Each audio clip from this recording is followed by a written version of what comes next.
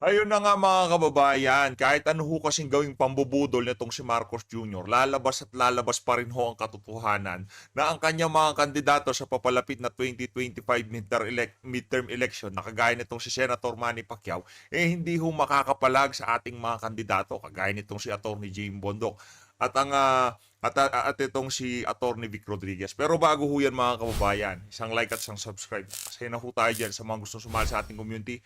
Yung joint button nandyan lang ho sa baba. Wala ho tayong maraming pag-uusapan dito sa video na to. Ito ho ang ilan sa mga talumpati ng mga pinagmamalaking kandidato nitong si Marcos Jr. Kesyo, wala na daw mas gagaling pa kahit sa ang partido sa kanyang mga senatorial candidate sa papalapit na eleksyon. Ibig sabihin ho ba mga kababayan, itong si Senator Manny Pacquiao, mas mahusay pa yan dito kay Congressman Rodante Marcoleta? Mas mahusay pa ho ba yan dito kay Atty. Vic Rodriguez? Parang meron ho ata tayong problema doon. Sa gusto ko kasi nitong si Marcos Jr., makikita ho ng ating mga kababayan kung sino nga ba yung mga deserving na kandidato sa papalapit na 2025 midterm election. Eto na ho, si Manny Pacquiao. Pakinggan ho natin ang kanyang mga banat. Diyan sa naging rally nila, diyan sa Iloilo. Ito ho mga kababayan. Sa aton nga mga government officials, sa lahat ng mga kandidato, sa tanan nga mga bisita ta subong, damo gid nga salamat sa inyong mainiton sa pagdawat sa amon diri karon subong nga adlaw. First, I would like to thank God for this opportunity and good weather tayo ngayon. Magandang panahon na binigay sa atin. At higit sa lahat, yung malusog na pangangatawan na binigay niya sa atin. Pero in fairness mga kababayan, yaang si Manny Pacquiao, napakalakas ho niyan sa bandang Visayas at Mindanao. Yun ano ho talaga yung given na yun kasi ano ho niya yun, baluarte niya yan eh. Kaya nandito ho tayo para maipakita na marami ho tayong ibang alternatibo maliban dito kay Senator Manny Pacquiao. Para sa ating mga kababayan dyan sa Visayas at sa Mindanao, dito nyo ho makikita ang kaibahan, kumbaga yung kalibre ng mga kandidato nitong si Marcos Jr. sa mga kalibre ng mga kandidato nitong si dating Pangulong Rodrigo Duterte. Tuloy. Bawat pamilya na nagkakaroon ng sariling tahanan, bawat Pilipino na may kasariling hanap buhay, bawat Pilipino na may sariling hanap buhay o negosyo o trabaho, ako po ay natutuwa. Ako po ay natutuwa sa bawat Pilipino na umasinso sa buhay. Nakaahon sa kahirapan. Dahil po, ang inyong likod, gusto ko lang pong ipaalam sa inyong lahat, na bago po ako naging Manny Pacquiao, naranasan ko pong hirap ng buhay doon sa mga hindi pa nakakilala talaga kung saan ako nagsimula. Alam nyo, si Manny Pacquiao, bago ako naging Manny Pacquiao, dumaan po ako sa pinakamahirap ng sitwasyon ng pamilya. Alam nyo po, para makilala nyo lang si Manny Pacquiao, Sinisigaw ho ng mga manunood, alam na namin yan. Paano ba naman paulit-ulit na lang ho yan mga kababayan? Nagamit na rin ho nitong si Manny Pacquiao, yung mga pambubudol na yan, noong tumakbo siya ng pagkasenador, noong 2016, kasabay ho siya nitong si dating Pangulong Rodrigo Duterte. Bumenta na yan, Manny Pacquiao. Hindi ka na ulit makakapambudol. Pantakin mo, binabanat-banatan mo yung si Marcos Jr. Tapos ngayon, kasama ka sa senatorial lineup niya. Doon pa lang dapat mahiya ka na wala kang delikadesa. naranasan ko po matulog gilid sa kalye. Matulog lamang gilid sa kalye. Ang sapin ko, karton lang. Minsan magkakain, minsan hindi. At yan ay hindi ko makakalimutan habang ako'y nabubuhay yung karanasan ko na yun. Dahil po, Nangyari? dahil sa karanasan ko na yan, kaya bawat Pilipino na magkaroon ng sariling tahanan, bawat pamilya at Pilipino na magkaroon ng sariling trabaho, ako po'y natutuwa. Kaya po, God willing, ako'y makabalik. Ako'y makabalik sa Senado. Sisiguraduhin ko na magkaroon ng funding, budget, itong tinatawag nating sustainable livelihood. Yan. Livelihood program para sa mga Pilipino nang sa gayon, mapalakas natin ang small. Nako, yan na nga ho ba sinasabi natin? Sustainable livelihood. Paano mo isusulong yung sustainable livelihood? Ang mga kasama mo sa partido, gusto lang nilang mangyari, puro ayuda ipamigay sa ating mga kababayan. Hindi pwede kitang balustos yan. Yung bibigyan ng negosyo yung ating mga kababayan. Ako, hindi pwede yan. Dapat kaliwat kanan na ayuda yung pamimigay dyan sa partido na yan. Kaya yung sustainable livelihood na yan, panigurado, pambubudol na naman ho yan. Para ho yan yung 6 million na pabahay na pinangako nitong si Marcos Jr. Para hong yaan yung 20 pesos na bigas na pinangako nitong si Marcos Jr. noong 2022 presidential election. Yang sustainable livelihood na yan, magkakahalintulad ho yan. Kumbaga magkakalibel yan pagdating sa pambubudol, ika nga. Medium enterprises, dahil dyan, makapagbigay tayo ng trabaho sa milyong-milyong mga Pilipino. At alam natin dito sa ating bansa, 99% yan, micro, small, medium enterprise dito sa ating bansa. At kailangan palakasin yan para maraming mga Pilipino ang mabigyan ng trabaho at mga pamilya na magkaroon ng hanap buhay.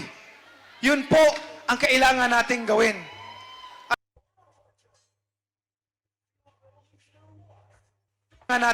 Yun. At nais ko pong ipaalam sa inyo na habang ako'y nabubuhay, alam nyo, habang ako'y nabubuhay, ang tinitingnan ko ay ang bawat Pilipino. Ang tinitingnan ko, kasi yung ligasiya ko sa sport, nandyan na yan, hindi na makalimutan yan kahit mawala na ako doon sa mundo.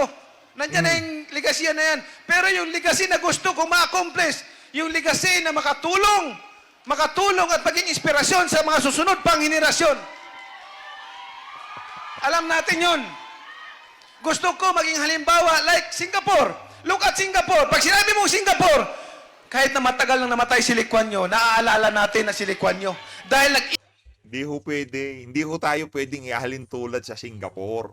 Hindi ho natin pwede. Kung hindi ho tayo handa doon sa mga kayang gawin na Singapore para mapanatili ang kanilang peace and order, doon na ho muna tayo. Wag ho muna tayong lumayo kung saang ekonomiya, sa kanilang mga polisiya. Wag na ho muna tayo pumunta doon. Doon na ho muna tayo sa peace and order. Kung hindi ho natin kayang tahakin yung tinatahak ng Singapore, di ho natin pwedeng in-name drop yung bansa na yan. Hindi ho tayo magiging ganyan habang ang ating bansa okay lang na magkaroon ng pinuno na isang bangag.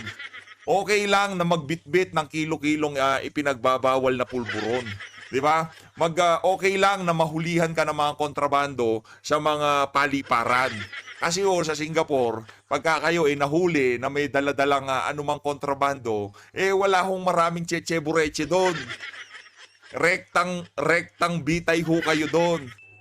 Kaya malabo ho talaga yung gustong mangyari na yan, itong si Manny Pacquiao. iwan siya ng alaala at legasya at yan ay nakatulong sa mga henerasyon pang darating. Yun po sana ang gagawin natin dito sa ating bansa. Kung gusto mo palang mangyari yan, Senator Manny Pacquiao, manawagan ka na mag-hair follicle test ang ating presidente. Kasi napakaraming aligasyon, napakarami hong nagsasabi na siya gumagamit ng ipinagbabawal na pulburon. Maraming testimonya sa Senado, itong si dating Senator Nicky Cositeng, nagsabi din na walang ginawa dyan, lagi lang high sa pulburon yan, walang ginawa yan kundi magparty ng magparty, di ba? Ganun ho nila isalarawan itong si Marcos Jr. Ngayon, ang mga darating pang henerasyon, ang mga susunod na henerasyon, mabiyayaan sila at makatulong sa kanila ng malaki. Nais ko pong magkaisa ang bawat Pilipino dahil isa lang ang hinahangad natin. Isa lang po ang hinahangad natin, yung matagumpay, sumasagana at umunlad ang pamumuhay natin. Nako. Kaya patuloy po ang Manny Pacquiao na magbibigay ng sariling tahanan at hanap buhay po at magpapaaral sa mga kabataan na hindi makapag-aral. Yun po ang aking ginagawa sa abot ng aking magkakaya sa sarili kong pera.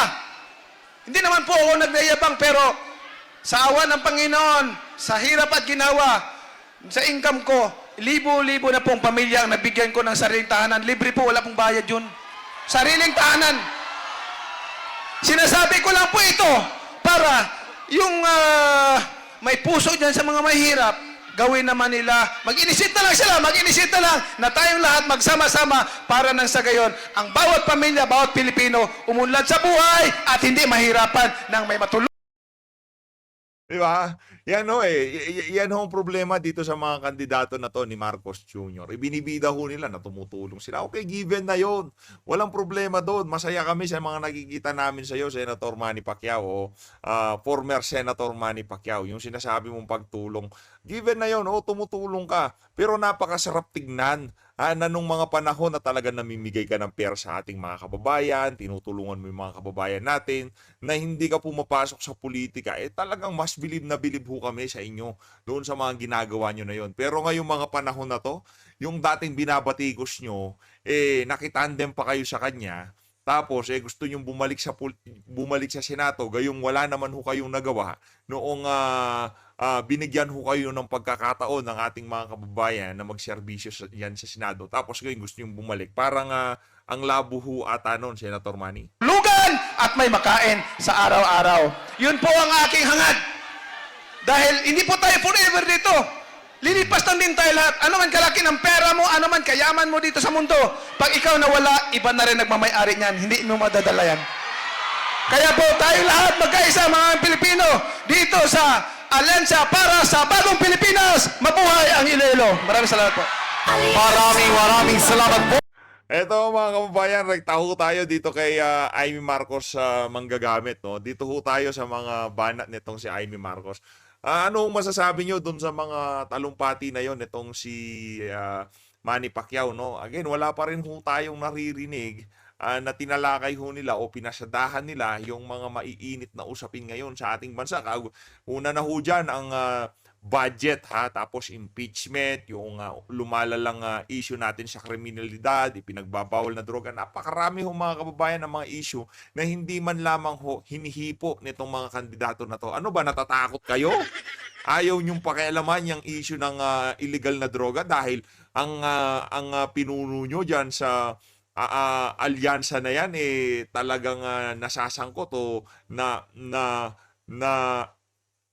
nakakaladkad ang kanyang pangalan diyan sa pulburon na yan, 'di ba? Hindi ho nila inaano 'di ba?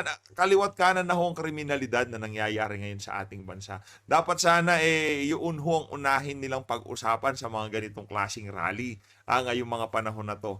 Imbis ho yun ang talakayin, nagpapataasan ho sila ng lihi kung sinong pinakamagaling, kung sinong pinakamaraming natulungan. Oo, magagaling na kayo, marami na kayong natulungan, pero ang pinag-uusapan dito, ano ho ba yung mga maiinit na issue ngayon na dapat bigyan ng agarang solusyon? Presyo ng pagkain, napakarami hong nagugutom.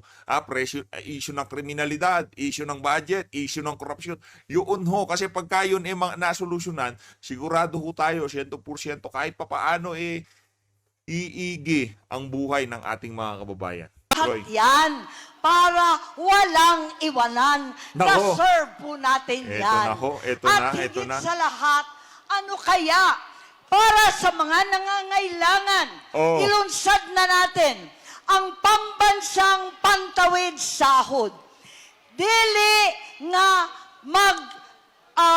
maglimos na kada pila. Dili ayuda na patsamba-tsamba. Kundi, Naku, binabanatan ho nitong si Amy Marcos yung ayuda, dili pa tsamba-tsamba daw. Kausapin mo kapatid mo, Brad. Madam, kausapin nyo yung si Marcos Jr. Siya hong promotor dyan sa ayuda na yan. Yung pinsan nyo. Yung pinsan nyo si Martin Romualdez, sila hong ang promotor dyan sa ayuda na yan. Pasalamat na lang kayo. Binigyan ho kayo ng magkano? 5 billion sa Senado para ipamigay bilang akap, tapos binabanatan nyo. Ano sabi mo? Hindi ako pumirma kasi kulang-kulang ang budget. Hindi naman ho niya mabanatan sa mga ganitong klaseng pagtitipon. Kung talagang para sa bayan kayo, Senator Amy Marcos, dapat ho sana nagsasalita kayo diyan sa rally na yan at alam nyo na palsipikado ang 2025 budget. Kayo ho ang pinakaunang pumuna diyan sa issue na yan. Kaso, yan hong sinasabi natin. Hindi pa ho sila nakaupo. Ngayon nakaupo sila, kumbaga re-election ni sila. Gusto ho nilang bumalik pero puro kompromiso na ho ang kanilang kandidatura. Hindi man ho nila mahipo yung mga maiinit na issue ngayong mga panahon na to. buwan-buwan na sahod sa mga naghihirap. Kaluoy Hirap nito. man ang aton mangingisda, Nako. ang mangunguma, ang aton seniors, ang aton PWD, ang aton solo parents. Ang pantawid sahod ay magiging parang matinong jowa para sa Valentine's. Naaasahan, Nako. laging sumisipot, at tunay na tapat. Hindi katulad ng mga ayuda na kung minsan, hindi mo malaman kung kailan darating. Mas maigi, ayusan na rin natin. Pumipitik ka. Pumipitik ka, so as usual, ano ho bang aasahan natin dito sa ali na to? Puro parinig. Kung ano hong ginagawa niya sa Senado, anong ginawa niya sa 2025 budget, nakita ho niya ang BICAM. Napakaraming blanco. Ano hong ginawa niya? Imbis na ipakita na yung napirmahan na BICAM report o kung ano man yung mga nakita niya, kung bakit nga nasabing kulang-kulang ang BICAM report, wala ho siyang ipinakita. Yun hong problema natin dito kay Amy Marcos. Ngayon, dyan sa rally ng bagong alkansya, bagong alkansya para sa bagong Pilipinas, as usual, puro parinig na naman ho ang ating nasasaksihan dito sa ali na to. Ang ating regional specialist hospitals. Ito yung pangarap ng nanay ko. Sa Manila, may Philippine Heart Center, may nagihapon, itong kidney center, lung center, children's center. Why dire? Merong kulang diyan sa mga center na yan. Dapat dagdagan nyo ng bangag center. Yung rehabilitation center. Yun ang kulang di ba? Kailangan ho natin yun, yung rehabilitation center. Sinabi na, lung, heart, kidney, lahat ng center sinabi na Pero yung kaisa-isa na kailangan ng kapatid niya, hindi ho niya mabanggit-banggit yung rehabilitation center. Wala nang problema, parehab ho kayo. Sabay kayo ng kapatid mo. Kasi sa tingin ko, itong si Amy Marcos, sumisimple ho ito Sumusundot ho ito ng, di ba? Nagpupulburin din ho yan, malamang sa malamang. No, tingin ho natin kasi yung mga karakas nitong si Amy Marcos, hindi ho yung gawain ng sa matinong tao. Hindi ho yung gawain ng nasa matinong katinuan, ika nga. Diba? Alam mo nang may problema, ang gagawin mo lang, magpaparinig ka. Imbis na diretsuhin mo, imbis na rektahin mo yung issue, hindi ho yun ang ginagawa niya. Wala akong ginawa yung alin na yan sa loob ng 6 na taon. Kahit nung panahon itong si dating Pangulong Rodrigo Duterte, wala akong ginawa yung si Senator Amy kung hindi magparinig. Sa Iloilo, mahal masyado magkasakit. Kaya, kinahanglan, ining mga ospital, ikalat natin para sabay-sabay. Palagay ko, deserve ng Ilonggo ang magandang specialist hospital. Nako, yan na nga At ba? palagay ko, Nako, binubudol ho kayo niyan. Kung yung 6 na milyon na pabahay, hindi ho natupad ng kanyang kapatid, wag ho kayong umasa dyan sa mga specialized hospital na yan para sa puso, para sa bato, para sa kung saan-saan. Wag ho kayong maniwala. 6 na milyong pabahay sa loob ng 6 na taon. Nasahan na ho yun. Bago nyo ho kami paandaran, kung mahirap gawin yung 6 na milyong pabahay, mas mahirap hong gawin yung mga center-center na yan. Kung ako sa inyo, paano kala nyo na unahin natin yung rehabilitation center? Special ho yun para sa mga government official na talagang hindi na ho nila kaya. Ika nga, kailangan na ho nilang mag-seek ng professional tawag dito, basta professional. kung talagang maayos itong budget, kung itong budget Naku, yan na. ginhatag sa Ilonggo o Ilocano, may dapa pera para ihatag bilang insentibo sa dekadekadang serbisyo ng aton BHW, daycare workers, barangay nutrition scholars, BPATs at tanan. Kaya deserve nila talaga yan. Itong simple na mga pangarap natin, deserve po natin the service sa Senado. Sa inyong lahat, ano man ang problema, may solusyon. Nako. May solusyon. Nako. Numero 39 sa balota, sa inyong nga Huwag nyo hong iboto dahil yung mga yan perwisyo. Ngayon ho mga kababayan, pupunta na ho tayo dun sa pinaka-perwisyo. Eto ho siya. Eto ho, dito ho tayo kay Eric Sylvester. Ang number 1 sa mga commission survey ngayong mga panahon na to. Number 1 ho ito. Doon sa mga bayarang survey firm sa ating bansa, kagaya ng Okta, kagaya ng SWS, kagaya ng Pulse Asia, yan. Sila ho talaga, number 1 ho nilang senatorial candidate, itong si Eric Sylvester. Pakinggan ho natin ito. Sino dito ang solo parent o single mom? Naku. Mahilig siya single mom tong si mahilig ho talaga yan. Sa totoo lang nuknukan ho yan ng kahiligan. Kaya nga, meron ho tayong nakahuntahan na kung saan itong mama na to, talagang matulis daw ho ito. Kaya pati sa rally, hinahanap po niya yung mga single mom. Pambihira ho. Malapit na. Single parent, solo parent, single mom. Yung mga hindi nakakatanggap na sustento sa ex nila. Nako.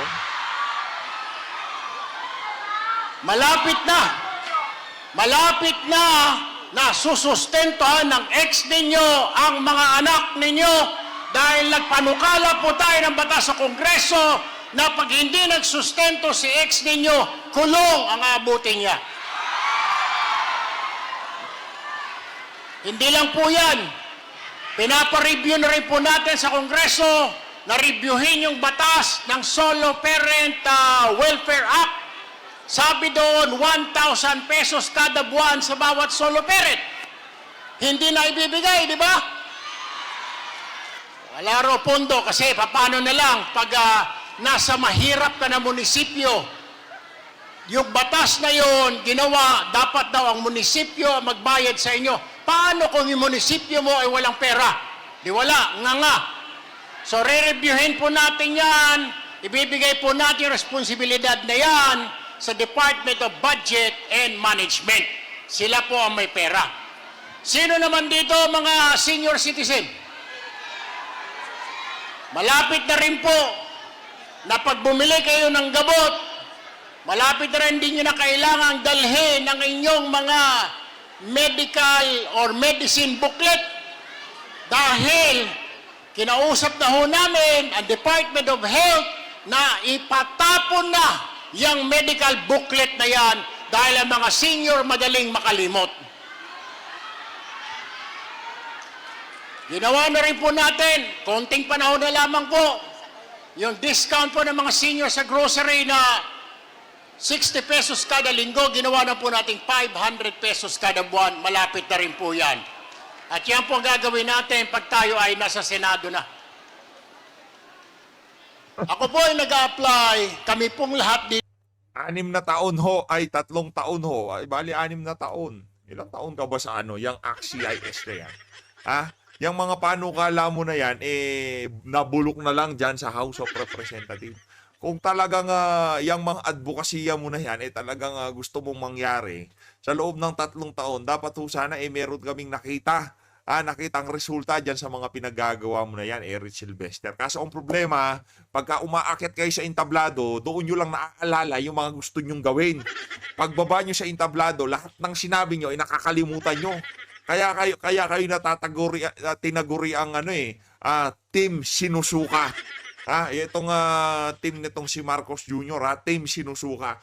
Habang ang ating team, team tigabili na suka, itong siya, team nitong si Marcos Jr., team sinusuka. Dito ay nag-a-apply bilang bagong senador ninyo. Ang aking pong qualification, tayo po ay congressman at marami po tayong mga pinanukalang batas. Pangalawa po, naging kalihim po ako ng Department of Social Welfare and Development. Kaya panahon ko po nang tinaasan namin ni Manang Army ang Social Pension Fund from 500 pesos, ginawa na namin 1,000. Palakpakan po natin ang pamahala natin. At ang mga mambabatas natin na nag-approve po niyan. Malapit na rin ho yan. Yan po ang pangalawang qualification ko. Pangatlo po, bit-bit ko po ang tatak o tutok, tulfo na serbisyo. Ibig pong sabihin, kahit anong laban, kahit saan, ipagtatanggol ko kayo, sasamahan ko kayo sa inyong mga laban. Dahil ako po, Sir Win Tulfo, ang kakampi ninyo sa Senado. Maraming salamat po. Parang hindi naman totoo yun, Eric Silvester. Hindi ka namin kakampi. Ang kakampi mo sa Senado, yung kapatid mo. Yung kakampi nyo sa Senado, yung mga gustong mangyari nitong si Tambaluslos at nitong si Marcos Jr.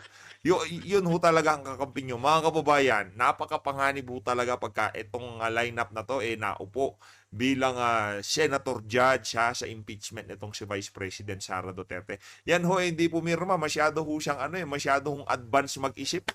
'Di ba? Kesyo napupursin na daw ho niya na isa siya sa magiging senator judge diyan sa impeachment na yan. Kaya hindi ho daw siya pwedeng hindi ho niya daw pwedeng ma-prejudge ang article of impeachment na yan. Kaya hindi daw ho siya pumirma. Ganyan ho sila, mga advance mag-isip. Di pa nanalo, napaka-assuming na. Ayan ho,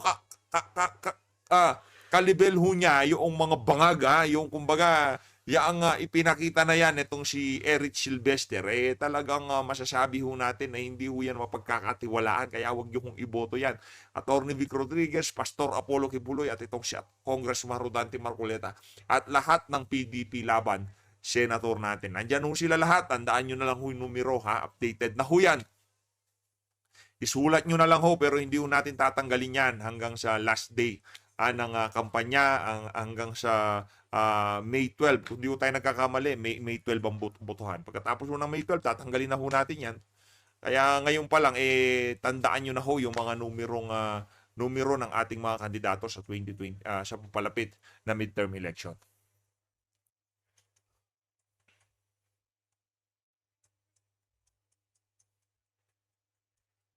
Dito naman ho tayo kay Tito Soto.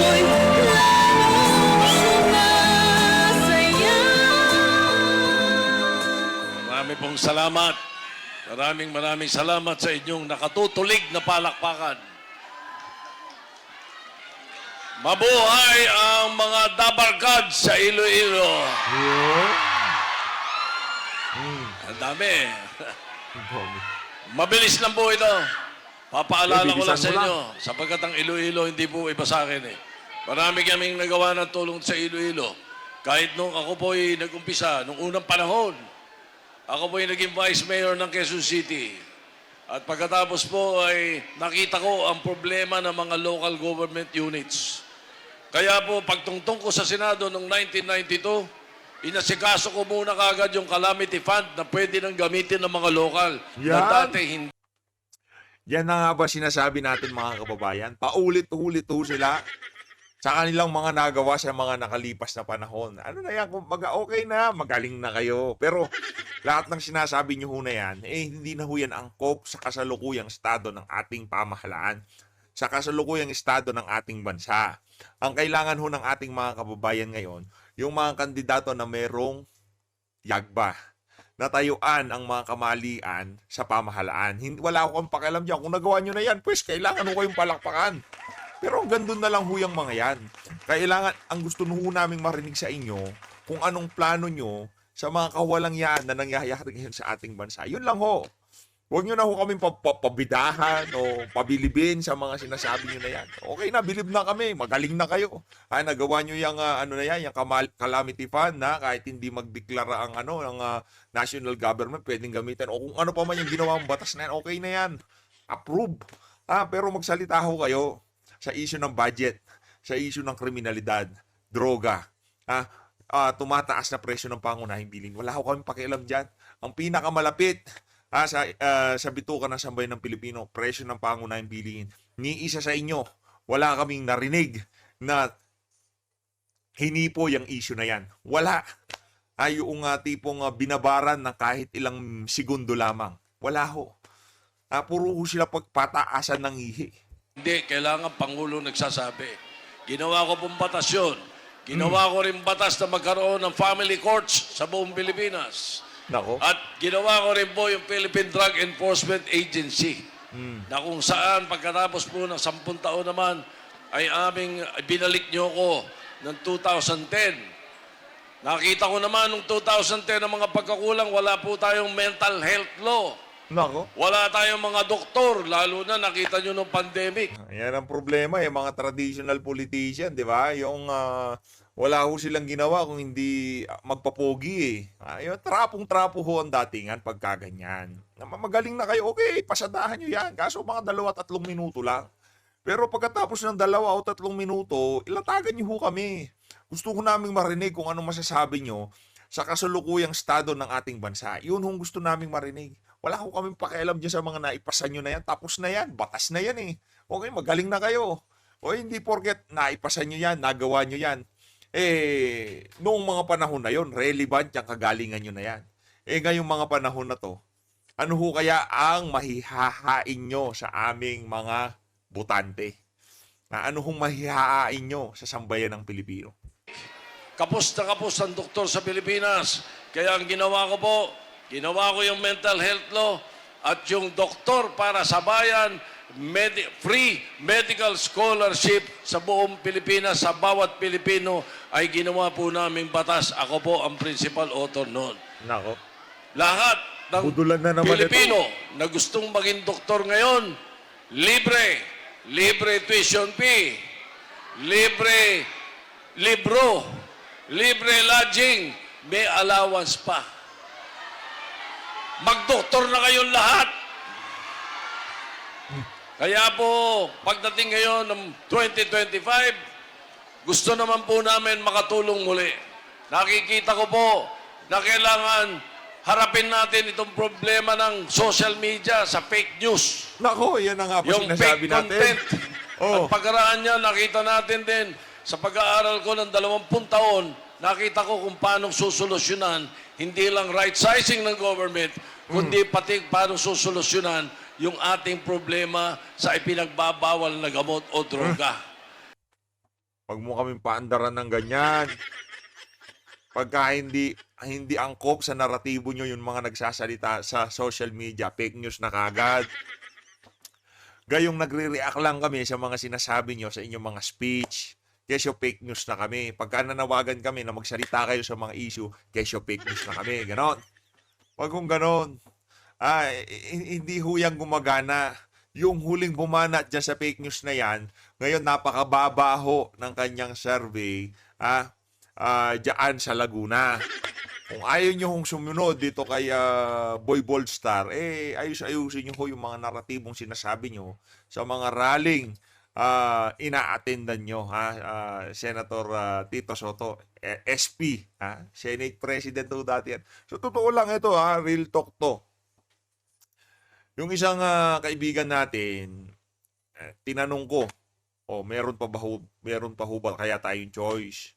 Meron pa ho ba kaya tayong pwedeng pagpilian ng pagkasenador? Sinabi niya sa akin, decent yang si Soto, pwede. Yung sabihin, pwede natin gawing kandidato. Ang reaksyon ho natin doon sa kanyang tugon, doon sa ating sinabi, natawa na lang ho tayo. Dahil yang si Soto, bilibu tayo dyan nung Senate President siya, nung panahon ni Tatay Digong. Kasi nung mga panahon na yon, sa mga hindi pa ho ganong kababad sa politika, kahit pa paano, ang Senado ay meron hong boses. Hindi ho kagaya ngayong mga panahon nitong si Chis Escudero, talagang puro kawalang yahan at kung ano na lang ang gusto ng Malacanang, yan hong nangyayari dyan sa Senado. Pero nung panahon nitong si Soto, okay naman. Tumakbo ho yan ng presidente at busy niya ho itong si Ping Lacson. Pagkatapos ho nilang nakipagbardagulan dito sa kasalukuyang presidente noong panahon ng eleksyon noong 2022, ngayon ho mga kababayan, sumali ho silang dalawa sa senatorial lineup. Noon hong nangyari yon, nawala na ho tayo ng gana dito sa dalawa na to. Wala ho sila kahit katiting na respeto sa kanilang sarili. Kung alam nyo kung wala ho sila sa sa bagong Alcancia lineup, malamang pwede ho natin i-considera yang si Soto. Pero dahil dyan sa ginawa nila na yan, okay lang, tumakbo ka ng pagkasenador. Walang problema yan. Kilala ka. Kumbaga household name ka. Kahit siyang kaysa ang pagpupulong o umpukan o kwentuhan, sigurado kilala ka. Household name ka eh. Hindi mo kailangan pumasok dyan sa bagong alkansya na yan.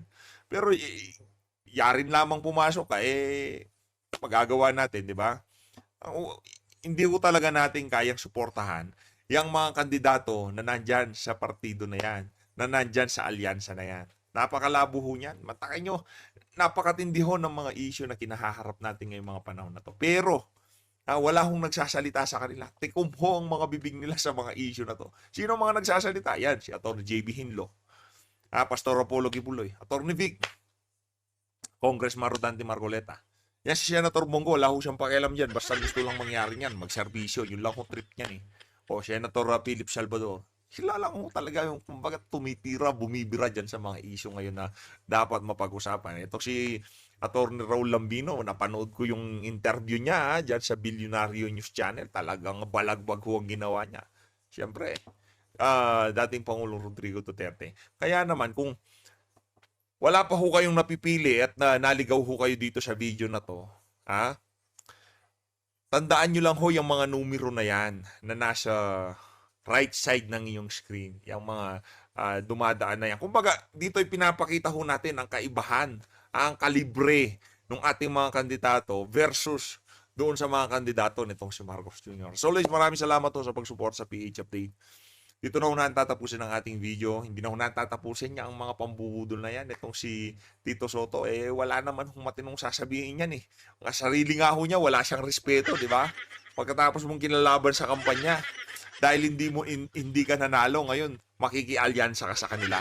Ano ka, tanga? Maraming salamat ho mga kababayan. Mag-ingat ho kayo lahat. Mahalin ho natin ang Pilipinas.